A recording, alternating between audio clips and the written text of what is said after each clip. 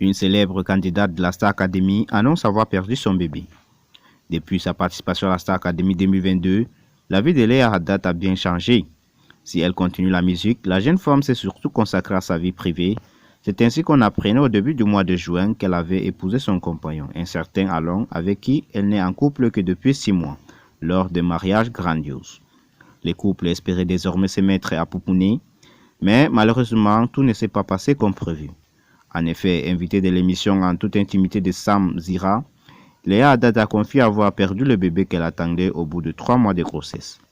Je viens de faire une fausse couche, dont j'ai pris 10 kilos, je l'ai très mal vécu. C'était là très récemment, ma chute hormonale était mortelle et je ne faisais que manger, a-t-elle reconnu auprès du youtubeur. Et d'ajouter, on avait décidé de le garder.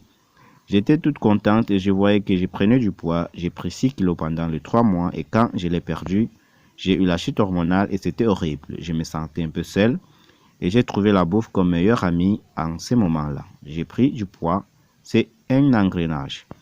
Après, tu as un peu honte de sortir et tout, mais j'ai ce caractère un peu fort qui s'en fout de tout.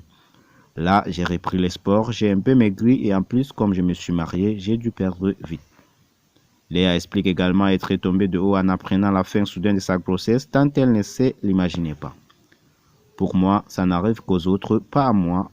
Ce n'est pas prétentieux, mais Dieu merci, je n'ai jamais eu de problème.